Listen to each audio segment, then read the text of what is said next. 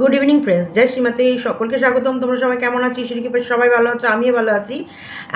আজকে আমার পাশে বাড়ি মানে আমার মামি শাশুড়ি তোমরা সবাই চেনো, আয়ানাস এর শুভ অন্নপ্রাশন। তা আমাদের সকাল থেকে নেমন্তন্ন, কিন্তু আমরা যেতে পারিনি, প্রচণ্ড গরম। তাছাড়াও সবাই পুরো ফ্যামিলি, শর্মী অর্ক যাবে না, কারণ শর্মী অর্ক দুপুরবেলায় কোনো জন্মদিনের নেমন্তন্ন খেয়ে এসেছে। শুভদা যাবে না, শুভদার শরীর খারাপ। শুভদা বলছে না না পিঙ্কি আমি যাবো না, তুমি যাও। তা আমরা মোটামুটি এখন আমাকে আর মামপিকে যেতে হবে, কারণ মামি আমাদের জীবনের সাথে একটা বিশাল বড় মানে জায়গা জুড়ে আছে মামির ফ্যামিলি, কারণ মাম্পি অর্কর সময় আমার মামি শাশুড়ি প্রচুর প্রচুর করেছে। তাই সবসময় সব জায়গাগুলোকে ইগনোর করাও যায় না, আর আমি বেশিরভাগ নেমন্তন্নেই ইগনোর করি।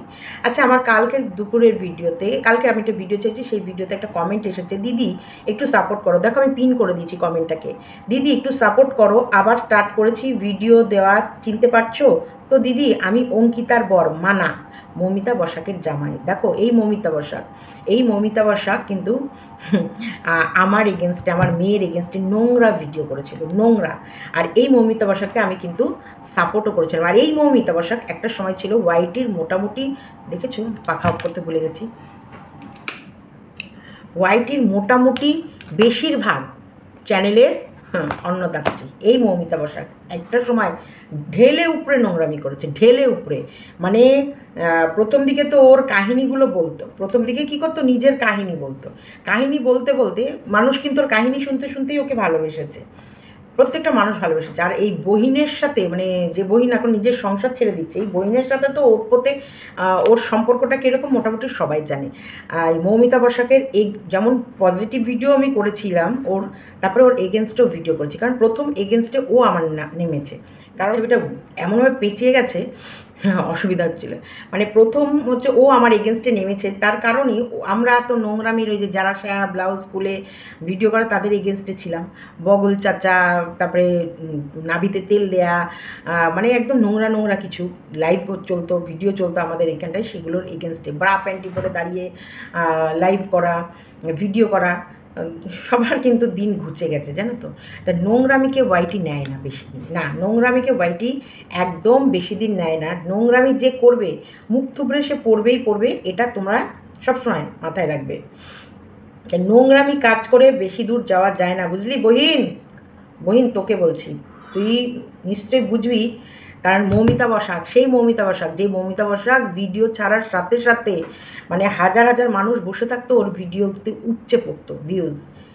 সেই সময় আমাদের 1000, 1500, 2000 ভিউজ মানে আমাদের কাছে বেশি, বিশাল। আর সেই সময় মৌমিতা বসাকের এক একটা ভিডিওই 15,000, 20,000, 25,000 ভিউ হতো। সেই ওর কোনো গোছানো ছিল না, ক্যামেরা দ্বারা সিস্টেম ছিল না, তাও মানুষ ওর ভিডিওগুলো দেখতো। সেই মৌমিতা বসাকের জামাই আমার কমেন্ট বক্সে এসে কমেন্ট করেছে, দিদি চিনতে পারছো আমি মৌমিতা বসাকের জামাই। মিথ্যে, মানুষকে ঠকানো, অতিরিক্ত অহংকার, এখানটায় কিন্তু পতনের কারণ। এই মানুষ ঠকানো ব্যবসা, আর এই যে মানুষকে মিথ্যে বলা, মানুষকে ঠকানো, মানুষের সঙ্গে চালাকি করা, মানুষকে বোকা বানানো, এইগুলো বেশি দিন চলে না। তো যাই হোক, আমার বহিন মোটামুটি সংসার ছেড়ে দিচ্ছে। মডেলার কিচেনটাকে আজকে তোর আমি দেখলাম, বেশ সুন্দর টাইলসটা, মানে সাদা লাল দিয়ে ওয়ার্ড্রপ, ওই যে পাল্লাগুলো, নিচে টাইলস বসানো, বেশ সুন্দর। এত সুন্দর রান্নাঘর নিজে হাতে করে, নিজের পয়সা দিয়ে করে, আজকে ভিউজ, তো ভিউজের জন্য তোকে ছেড়ে দিতে হচ্ছে স্বামীর সংসার, চলে যাচ্ছিস। দেখ, কাঁচা লোহা পাকা লোহা, মানুষের জীবনই, তোর জীবনটারই সব শেষ হয়ে যাচ্ছে, সেখানেও তুই ঠকতে চাইছিস না যে কাঁচা লোহা বা পাকা লোহা। ওই যে বলে না বটি কিনবো, বটিতে কাঁচা লোহা না পাকা লোহা। আচ্ছা, আমার সংসার ভেঙে যাচ্ছে, আমি উতাল পাতাল হয়ে যাচ্ছে, আমার জীবনের দিক বিদিক কোনো কিছু ঠিক থাকছে না, থাকবে না, হয়তো থাকবে না, থাকছে না, সেখানটায় আমি বটি নিয়ে যাব, ওই বটিতে কাঁচা লোহা পাকা লোহা, এত চিন্তা আসে কোথা থেকে? আসে না। তখন তো আমি যদি বেরোবো ভাবি, আমি তো সত্যি বলেছি, আমি শুভর সংসার থেকে যখন বেরোবো ভেবেছিলাম, আমি ভেবেছিলাম আমি এক কাপড়ে বেরোবো, কিন্তু পরে আমি বলেছিলাম যে আমাকে গ্যাস ওভেনটা, দুটো আমার গ্যাস ওভেন, আমাকে একটা ওভেন আর একটা সিলিন্ডার, কারণ গ্যাস আমি নিতে পারবো না, কারণ আমি আমার নামে গ্যাস কীভাবে নেবো না নেবো সেগুলো থেকে আমি 3খানা সিলিন্ডার, এখানে একটা সিলিন্ডার আমি কিনেছি, তাহলে সেখানটায় আমি একটা সিলিন্ডার নিয়ে যাবো, একটা ওভেন নিয়ে যাবো, আর একটা খাট। আমার বাড়িতে 4 ঘরে 4টে খাট, একটা ঘরে যে ঘরটায় এসি আছে সেই ঘরের খাটটা মাম্পির খাট, কারণ ওটা মাম্পি যখন কলকাতায় ছিল মাম্পির খাট। আর এই মিডিলে এই প্রথম দিকের যে ঘরের খাটটা সেটা হচ্ছে সুব্রত কিনেছিল। আর এই খাটটা আমাকে গিফট করেছিল, এই যে লোহার খাট, এই কাঠের খাটটা, এটা আমাকে আমার পিসি শাশুড়ি গিফট করেছিল। গিফট কেন বলছি, আমার পিসি শ্বশুর মারা যাওয়ার সময় আমি ওদের সমস্ত কাজ করেছিলাম, মানে মারা যাওয়ার পর যে যাওয়ার পর যে কাজ হওয়া অবধি সমস্ত কামান অবধি সব মানে আমিও ওদের সাথে সেই নিরামিষই খেয়েছি, সেদ্ধবাতি খেয়েছি, এবং আমার পিসির সাথে আমি ছিলাম। সেই সময় প্রায় 15 দিন আমি ওখানে থেকে ওদের সমস্ত কাজ করে দিয়ে এসেছি। সেই সময় আমাকে প্রচুর গিফট দিয়েছিল আমার পিসি শাশুড়ি। বিশাল বড় লোক, তো বিশাল বড় লোক, মানে কত বড় লোক, বনেদি বড় লোক, বুঝছো? তখনকার সময় তোমরা যারা ইসলামপুরে থাকবে তারা জানবে, কংগ্রেস রোডে যে মেডিসিনের দোকান, বিস্কুট বেকারি যেগুলো ছিল পুরনো, সমস্তটাই আমার মানে পিসি শ্বশুরদের এরিয়া, বিশাল বড় এরিয়া নিয়ে। 3 ভাই ওরা। তোমার হচ্ছে কালাসোনা, যারা ইসলামপুরে থাকবে কালাসোনাকে খুব ভালোভাবে চিনবে, ওটা হচ্ছে আমার পিস্তত দেওর। তারপরে হচ্ছে তোমার হচ্ছে সজল, তোমার হচ্ছে দত্তবাড়ি, ওগুলো সব আমার পিসি শাশুড়ি দত্তবাড়ি। তা আমি এটুকু কেন বললাম, অনেক ইসলামপুরের লোক আমার ভিডিও দেখে। তো এই খাটটা আমাকে তখন আমার পিসি শাশুড়ি গিফট করেছিল আমায়। তখন আমার কাকা শ্বশুর খাটের ব্যবসা করছিল, মানে খাট বেচা কেনা করছিল। তখন কাকা শ্বশুরের কাছ থেকে নিয়ে আমার পিসি শাশুড়ি আমাকে বলেছিল যে পিঙ্কির ঘরে একটা খাট, মানে তখন খাট ছিল, সেই খাটটা ভেঙে যাচ্ছিল, মটকা হয়ে গেছিলো। ওই যে সুবোধ আবার সস্তায় কিনেছিল খাট, শুভর খাট ছিল ওই যে 4টে ডাঁশি থাকে সেরকম খাট, বক্স খাট না, প্লেন খাট, ইংলিশ খাট বয় যেই খাটই হোক। তো এই খাটটা আমাকে আমার পিসি শাশুড়ি গিফট করেছে, অ্যাজ এ গিফট, শুধু গিফট করেছে যে পিঙ্কি এতদিন আমার সাথে থেকেছে, এত কিছু করেছে, তাই এটা পিঙ্কির জন্য গিফট। তো এইটা পিসি শাশুড়ি, এটা শুধু নয়, তার সাথে মাইক্রোওভেন, আমার ফ্রিজের ওপর যে মাইক্রোওভেন আছে ওটাও আমার পিসি শাশুড়ি গিফট, মানে একটা অ্যামাউন্ট দিয়েছে যেখান থেকে খাট আর ওটা হয়ে গেছে। তো যাই হোক, তোমাদেরকে এটা আমি বললাম।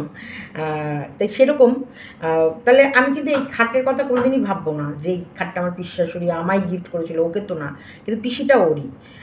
তা আমি যখন বেরোবো আমার খাট নিয়ে যাবো। আরে বাবা, আমার সংসার চলে যাচ্ছে, শুধু আমি বেঁচে থাকে, মানে খেয়ে পড়ে বাঁচতে হবে আমাকে, আমি সেটুকু জিনিস নেব। কারণ ওকে যখন ছাড়বো আমি ওর সব কিছু ছাড়বো, ওকে যখন আমি ছাড়বো না তখন ওর আমি সব কিছু ছাড়বো, আমি ওর কিছুই রাখবো না। তো এখানে বর তো তোকে বাজে ভাষা বলেছিল বলে বরকে ছেড়ে দিবি, শাঁখাপলা সিঁদুর সেগুলো কি বরের পরবি না ছেড়ে দিবি, না ওগুলো বরের হাতে দিয়ে যাবি? দেখো তোমার এই যে সিঁদুর, তোমার শাঁখা, তোমার পলা, এগুলো পরি তোমাকে আমি ভালোবেসে, তোমাকে আমি বিয়ে করেছি তোমার মঙ্গল কামনার জন্যে। তো তুমি যখন আমাকে নোংরা ভাষা বলতে পারো, তাহলে তোমার ভালো মন্দ চেয়ে আমার লাভ নেই। তাহলে আমি তোমাকে যখন ছাড়বো তোমার সব কিছুই তোমার হাতে আমি দিয়ে যাব, তাই না? কন্ট্রোভার্সি করতে করতে করতে করতে কোন লেভেলে চলে গেছে আমার বহিন, যে মানে বলে বোঝানোর কথা না। বহিন কথাটা অ্যাকচুয়ালি আমি বলছি, ওখানে উচ্চারণ করছি, আমি অন্য কোনো নাম দিয়ে ডাকতে মানে কেমন ইয়ে লাগছে, সেটাকে ও খারাপ বা ভালো যেটাই ধরে নিতে পারেনি, কিন্তু ওর প্রতি আমার কোনো ভালোবাসা বা কোনো রকমের কষ্ট বা দুঃখ কোনোটাই আসছে না, এটা বাস্তব কথা। কারণ ও তোমাদেরকে একদমই মিথ্যে কথা বলছে, ও তোমাদেরকে শুধু জাস্ট ফর একটা সময় কাটাচ্ছে। আচ্ছা, তুমি এক সময় তোমার স্বামীর প্রচণ্ড প্রশংসা করতে, আজ তো ঘটনাটা আগের দিনে তোমার দেখানো সুন্দর ছবির সঙ্গে মিল খাচ্ছে না। আচ্ছা, তো মানে ওর ওর হাজব্যান্ডের নাম লিখেছে। তাহলে আজকে, মানে ওর হাজব্যান্ডকে বলছে, আজ তোমার বাবা মায়ের কাছে কত ছোট করে দিলে, স্বামী স্ত্রীর সাময়িক মনোমালিন্যকে বড় করে তুললে, সোশ্যাল মিডিয়া পর্যন্ত ঘটনাটা ছড়িয়ে গেল। এক হাতে তালি বাজে না, এটা তোমার কথা। তাই তোমার কি ভুল আছে সেটা দেখো। হয়তো ইগোর লড়াই, সেটা হলো মারাত্মক ভুল করবে। তোমাদেরকে একটা কথা বলছি, ও সবার লোকের জন্য একরকম সিস্টেম তৈরি করে, এই যে এক হাতে তালি বাজে না, ও লোকের ক্ষেত্রে বলেছে, কিন্তু ও কিন্তু প্রথমে স্বীকার করে নিয়েছে যে তোমরা এরকম প্রশ্ন করতে পারো। ও তো কন্ট্রোভার্সি ক্রিয়েটার, ও জানে তোমরা এরকম প্রশ্ন ওকে করতে পারো, তাই কিন্তু ও বলে রেখেছে যে আমার দোষ, ওর দোষ না, সব আমার দোষ। ওর দোষই না, ও কোনো দোষ করেনি, সব দোষ আমার দোষ। এটা কিন্তু বলে রেখেছে, কারণ এই যে তোমাদের এই প্রশ্নগুলো আসবে বলে। ও ভীষণ তো চালাক, ভীষণ চালাক। তুমি তাহলে এতদিন দর্শকদের মিথ্যে কথা বলেছ। এটা হচ্ছে পিসি ভাস্তা ব্লগ, পিসি ভাস্তা ব্লগ। তুমি তাহলে এতদিন পর্যন্ত দর্শকদের মিথ্যে কথা বলেছো যে তোমার হাজব্যান্ড খুব ভালো, তোমার সুন্দর মোমেন্টস, এছাড়া তোমার যখন মিট আপে গেছিলো তখন আমরা সবাই দেখেছি মানে ওর হাজব্যান্ড তুহিন কি সুন্দর সব ম্যানেজ করছে। তুমি তো বলেছিলে যে তুমি তোমার হাজব্যান্ডকে ছেড়ে থাকতে পারবে না। এখন 12 বছর পর হঠাৎ করে হাজব্যান্ড এত খারাপ হয়ে গেল যে তার সাথে থাকা যায় না। আমি তোমাকে 8K থেকে দেখছি, আজ হয়তো আমার ওপর তোমার রাগ হতে পারে। তুমি যেমন স্পষ্ট বক্তা, আমিও স্পষ্ট কথা বলতে ভালোবাসি। তোমার ব্যাপারটা খোলসা করে বললে ভালো হতো, যদিও বলবে না জানি। একটু একটু করে ঝুলি থেকে বের করবে রং লাগিয়ে। তোমার হাজব্যান্ড কি তোমাকে সন্দেহ করে? সেই জন্য কি হিট অফ দ্য মোমেন্টসে একটা কথাটা বলেছে। তুমি কি নিতে পারছো না বলেই তুমি একটু হাজব্যান্ডকে শিক্ষা দিচ্ছ? ভালো থেকো যেখানেই থেকো। তোমার কথায় ওর এড়ে জানলো। তোমার মতো আমারও ওই একই প্রশ্ন রাখলাম, হ্যাঁ, আর আশা করছি উত্তর পাবো, জীবনেও পাবে না। বিছানায় কোণে পোকা ছিল মনে হয়, বিছানার কোণে কোনো পোকা ছিল মনে হয়, ওই কারণে সারা গায়ে র্যাশ বেরিয়ে গেছে। বিছানার কোণায় পোকা ছিল মনে হয়, বুঝলাম না।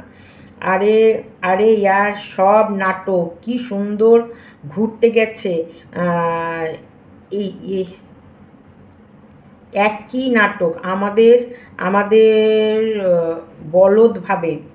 অন্য কোনো ব্লগার যদি এমনটা করতো তাহলে দেখতে এই দিদি ওর কোন পিন্ডি চটকে, এতক্ষণে কত পিন্ডি চটকে এখন নিজে করছে, তো তাই বলছি বিশ্বাস করতে। আপনি কি ওর পুরনো ভিউয়ার্স ব্লগিং চ্যানেলে নাকি নতুন? ওর সংসারে মাঝে মাঝে অশান্তি হতো। আরে সবার সংসারে মাঝে মাঝে অশান্তি হয়। পৃথিবীতে এমন কোনো মানুষ নেই যার সংসারে অশান্তি হয় না, সবার সংসারে অশান্তি হয়। ওর সংসারে মাঝে মাঝে অশান্তি হতো, কিন্তু বলতো ও কিন্তু বলতো দেখেননি। আপনি যদি বিবাহিত হয়ে থাকেন তাহলে আপনি স্বামীর মধ্যেও শুধুই ভালো গুণগুলো আছে, খারাপ কি কিছুই নেই? ওর বড় মানুষ সবাই জানে বলে কি ঝগড়া হতে পারে না? পরকীয়া করতে হবে? অদ্ভুত প্রশ্ন। শোনো, একটা কথা বলছি, ঝগড়া প্রত্যেকটা বাড়িতে হয়, প্রত্যেক সংসারের জন্য পরকীয়া করতে লাগে না, একদমই পরকীয়া করতে লাগে না। আমার বাপি মা বেঁচে থাকতেও প্রায় সময় আমাদের ঝগড়া থামাতে আসতো। হ্যাঁ, কারণ অ্যাকচুয়ালি আমাদের মেন ঝগড়ার কারণ কী ছিল জানো? আমার মা বাপি ঝগড়া থামাতে আসতো কেন? আমি এই কথাটা কোনোদিন তোমাদেরকে বলিনি, আজকে বলছি। শুভদার চাহিদাটা এতটাই বেশি ছিল, সে জায়গায় সত্যিকারে বলতে আমি মোটামুটি একটা নির্জীব প্রাণী ছিলাম। নির্জীব প্রাণী বলতে দেখো, আমার একেবারে অল্প বয়সে 18 বছর বয়সে আমার মাম্পি হয়েছে। আমার 18, 19, 20, 21, হ্যাঁ 22 বছর হতে হতে আমি দুটো বাচ্চার মা। 22 বছরের মধ্যে আমি দুটো বাচ্চার মা এবং ভরপুর সংসারের মধ্যে আমায় ঠেলে দিয়েছে, একদম সংসার করছি পুরো দমে, আর দুটো বাচ্চার ধকল। তার ভেতরে বলবো পড়াশোনা সব কিছু দায়িত্ব কার ছিল? আমার। স্কুলে বাচ্চাদের দিয়ে আসা নিয়ে আসা। আজকে আমি বলছি প্রত্যেকটা হাজব্যান্ডের ভেতরে কিছু না কিছু খারাপ গুণও আছে, ভালো যেমন আছে খারাপও আছে। আমার হাজব্যান্ড সবসময় চাইতো কি মাম্পি ওই লেখাপড়া যেমন সাধারণ মেয়েরা হয়, যেমন আর 5টা মেয়েরা পড়াশোনা করে সেরকম, এক্সট্রা অর্ডিনারির ভেতরে ওনার কোনো কিছুই ছিল না, ইচ্ছা ছিল না।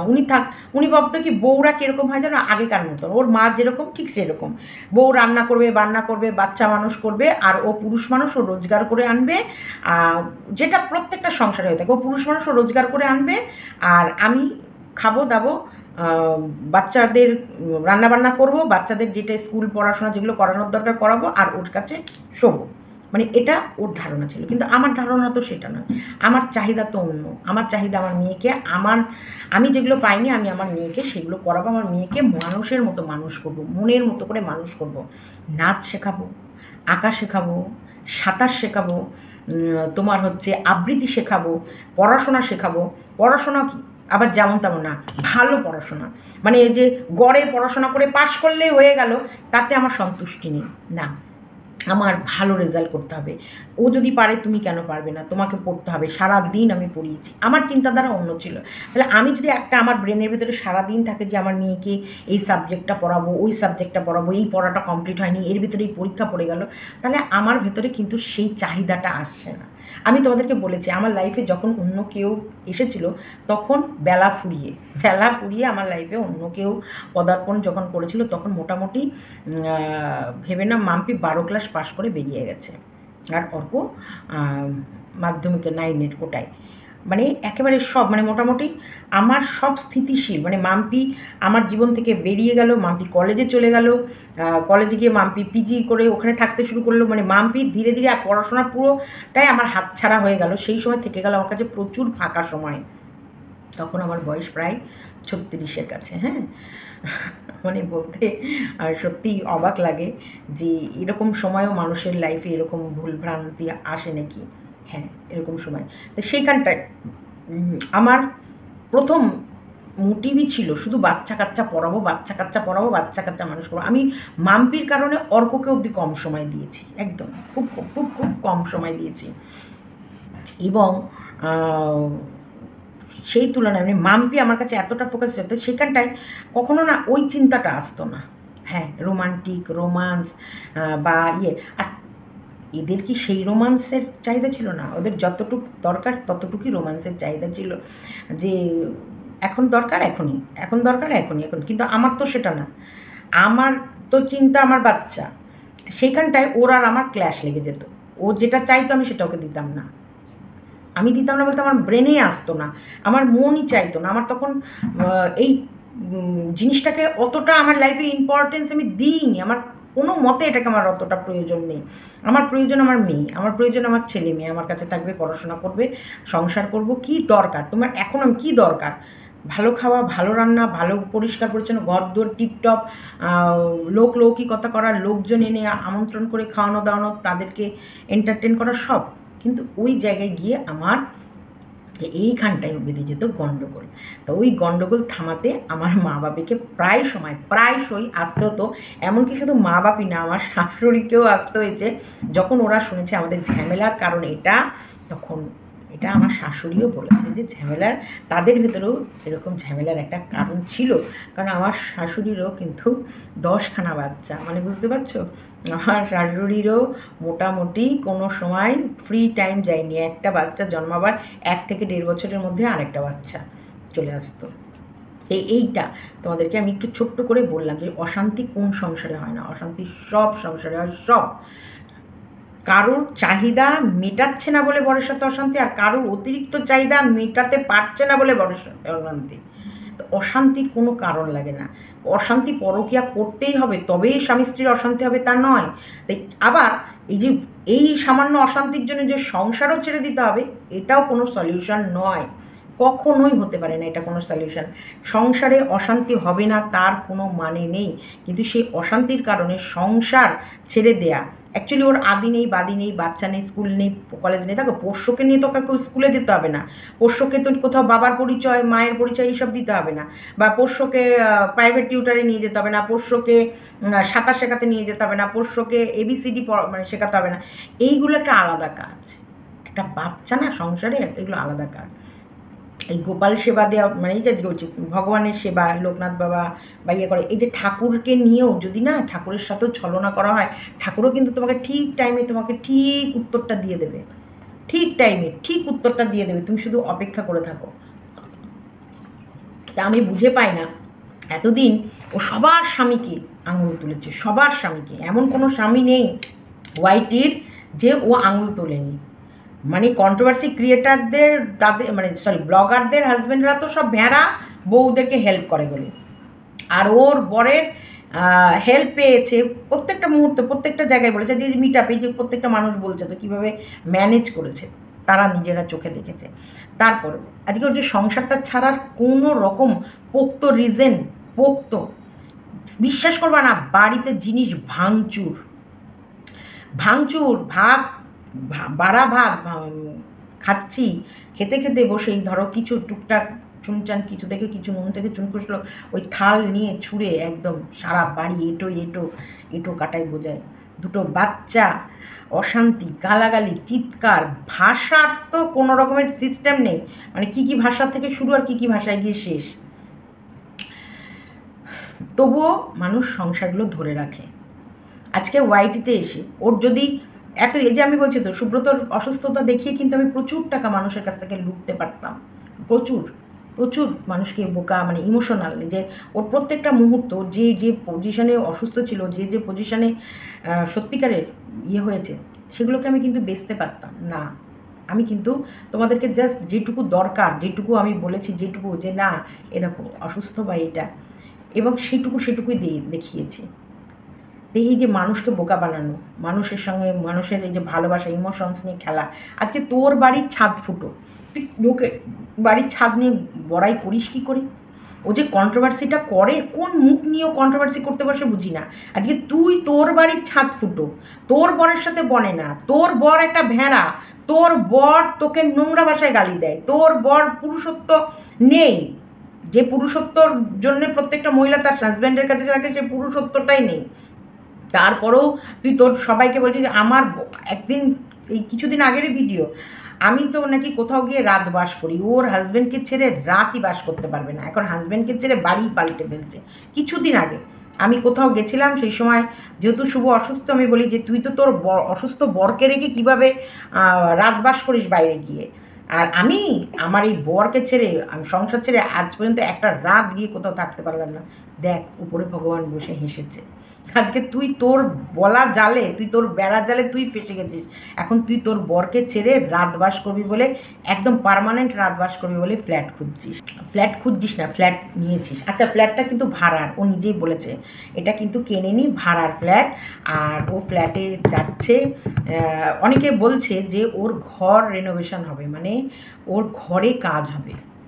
হ্যাঁ, এটা কিন্তু হতে পারে।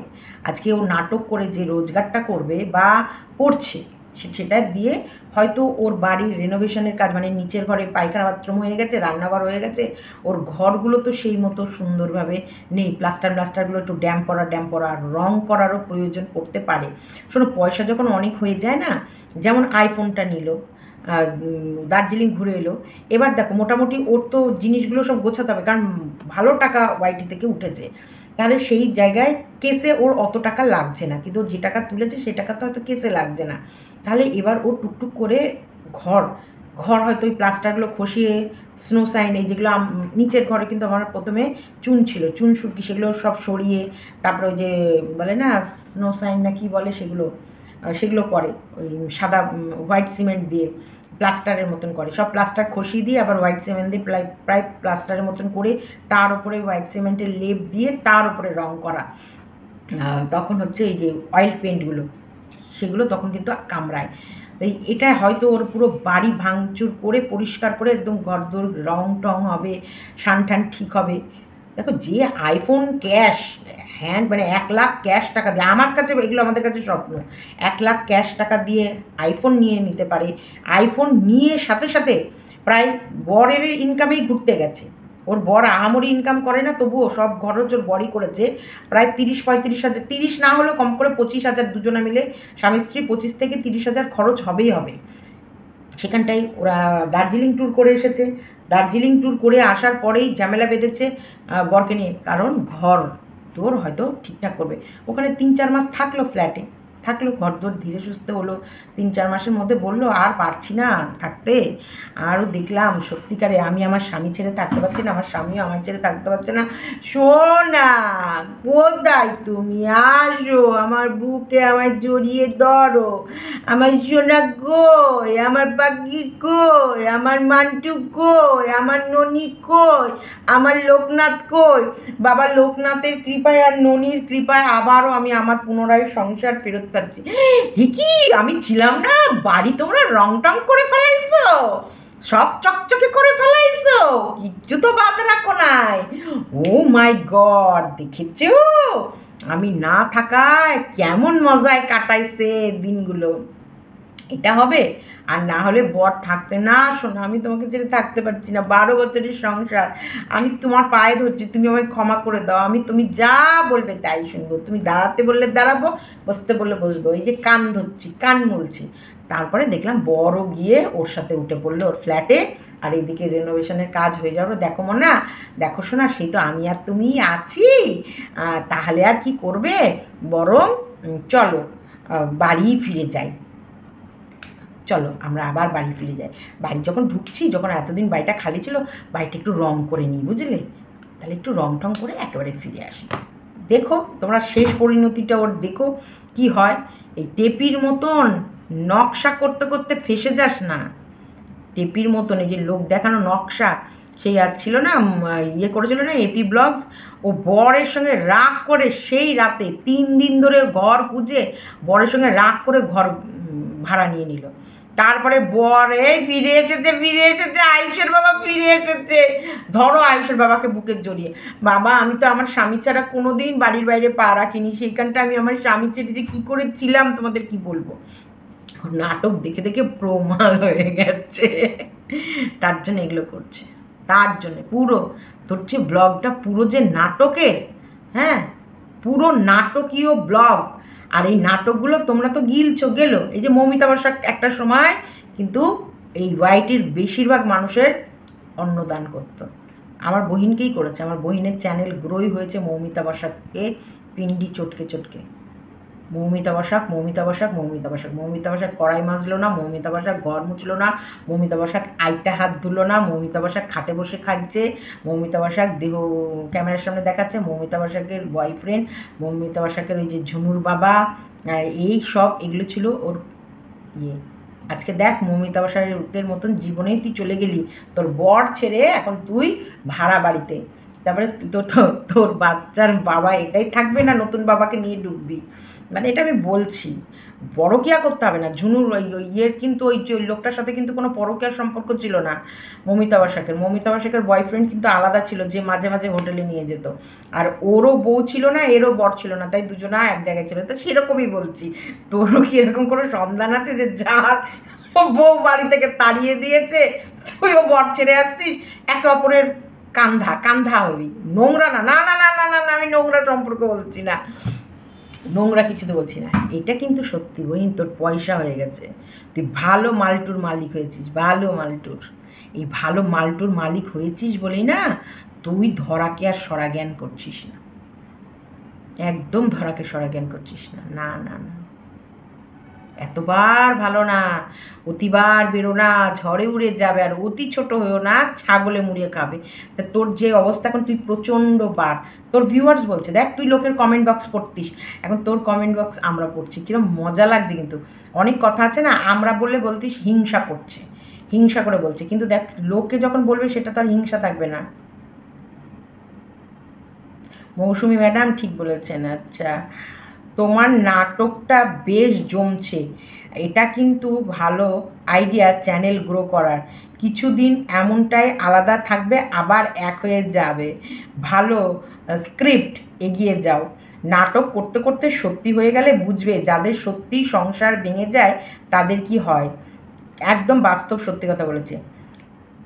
আচ্ছা তুমি তাড়াতাড়ি ডক্টর দেখাও তোমার, আচ্ছা নিশ্চয় রেনোভেশন হবে, আচ্ছা এই দেখো তোমার নিচতলার রেনোভেশন হবে তাই এই বাড়ি ছেড়ে চলে যাচ্ছ, এটা আমার কথা নয়, তোমার কমেন্ট বক্সে দেখলাম, গড ব্লেস ইউ। দেখেছো সবাই, শোনো মানুষ অত বোকা নয়, তুমি যে কি করতে চাইছো নিজেই জানো না, আর 10 বছর পরে ফিল করবে এগুলো লোক হাসানো, সত্যি ও যা করে দিয়েছে, ওর কোন মুখ নিয়ে যে কথা বলবে আমি জানি না, ওর প্রত্যেকটা মুহূর্ত তোর মুখে একদম নোড়া ঘষে দেওয়া হবে, এবং রেডি থাকবি তুই প্রত্যেকটা কথাই তোর মুখে নোড়া ঘষা হবে।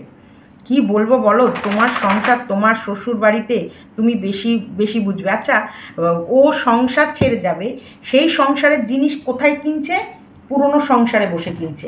সেইখানটা বাচ্চাটাকে কোথায় রাখবে? শ্বশুর শাশুড়ির কাছে রেখে যেত, মানে শ্বশুর শাশুড়িকে বলে যেত আমি তো সংসারটা ছেড়েই দেবো, আপনাদের ছেলের সংসার ত্যাগ করে আমি ফ্ল্যাটে চলে যাচ্ছি নতুন সংসার পাততে, তা আমি একটু বাজার করতে যাব, তা আমার বাচ্চাটাকে মানে আমাদের এই বাচ্চাটাকে তো আপনাদের ঘরে রেখে যাচ্ছি।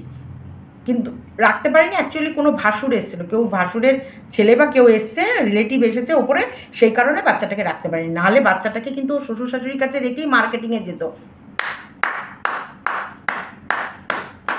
মানে কতটা খেলো মাল, মানে কি বলবো, মানে আমি সংসার ছাড়বো, আমার শ্বশুরের ঘরেই আমার ইয়েকে রেখে যাব।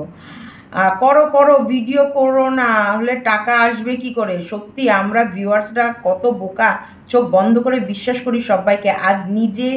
আজ নিজেকে গালাগালি দিতে ইচ্ছা করছে, ছি এই নিজেকে বলছি তুমি কি মনে করবে না? আচ্ছা নিজেকে বলছি, তুমি কিন্তু কিছু মনে, দেখো কত ভয় পায় ওর ভিউয়ার্সরা ওকে, ওর ভিউয়ার্স নিজেকে গালাগালি দিচ্ছে, তবু ওকে বলছে তুমি কিছু মনে করবে না, আমি তোমায় বলছি না, তোমাকে লাভ দিচ্ছি। আচ্ছা না, লাভ ভেঙে গেছে, মনে করো না, আর কিছু বলার নেই, আজ থেকে দেখা শেষ। তবে আমি সত্যি বলছি, ও নিজের পায়ে নিজে কুড়ুল মারলো। দেখো, কংগ্রাচ 18কে, তোমার মনে হয় তুমি এইবার ডাক্তার দেখিয়ে নাও, অদ্ভুত, তোমার মধ্যে অনেক পরিবর্তন এসেছে, যেমন তোমার শরীর ভালো নেই বুঝতে পারছি, প্লিজ একবার ডাক্তার দেখিয়ে নাও। আচ্ছা দেখ কত ভালোবাসে তোকে, এমন ভাব করছো যেন তুমি একটা 5 ইয়ারের চাইল্ড, সামান্য অ্যালার্জির সবার হয়, হাম হলে তুমি এখন শুয়ে থাকতে। একদম ঠিক বলেছে, দারুণ কথা বলেছে, এটা যদি হাম হতো না ওকে মাথা টলকে ফেলে দিত। মাম্পির কয়েকটা পক্সের কয়েকটা ফুসকুড়ি উঠেছিল, জানো তো, ফুসকুড়ি পক্স তো এই যে জল তোমরা জানোই, বাবার নামটা ওরকমভাবে করা যায় না। তো আমি কলকাতায় মার্কেটিং করতে যাব, পুজোর ঠিক আগে মার্কেটিং করতে যাব। সকালবেলায় মেয়ে বাথরুমে গিয়ে বলছে, মা দেখো আমার পিঠের মধ্যে না কেমন ইয়ে লাগছে দেখো, আমি টেপটা তুলে দেখি, হ্যাঁ এরকম ফোসকার মতন 2-3টে।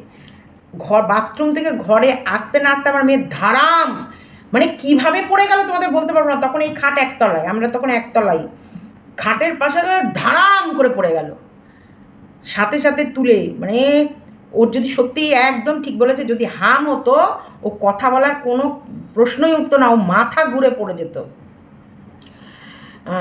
শুয়ে থাকতে যত সব ন্যাকামো, ওই চ্যানেলের ভিডিও তো দেখবো, আবার মানুষের পিন্ডি চটকাচ্ছ, ছি, এই রকমই পাবলিক হয়, এই রকমও পাবলিক হয় একদম। ও কন্ট্রোভার্সি চ্যানেলে যখন যায় না, তখন যেন হচ্ছে ডাকিনি পিচাস হয়ে যায়। আচ্ছা এবার আমাদের দিদি মনির টাকা চালিয়ে যাও তোর নাম লিখেছে। দেখ তোর কন্ট্রোভার্সি, তোর তো পুরো ব্লগিং চ্যানেলে একদম কন্টেন্টই কন্টেন্ট। পুরনো রান্নাঘর সুখে ছিল, 3 মুখী গ্যাস ওভেন ভালো না বলে বেশিরভাগ যাদের দেখেছি তাদের ওই রকমই হয়। মন্দিরাও ও তাই, আমি অনেকের দেখেছি সুখের ঘর অন্ধকার নেমে আসে। আমি বিশ্বাস করতাম না, কিন্তু এখন এটাই দেখে বুঝলাম সে যে কারণেই হোক, মানে তার মানে ও কি নতুন গ্যাস নিয়েছে 3 মুখী? ঠিক, এই আমিও দেখেছি, যতদিন আমার ঘরে ছিল একটা না একটা অশান্তি লেগেই থাকতো, তারপর দূর করে, আচ্ছা 2 চুলহা আবার নিলাম।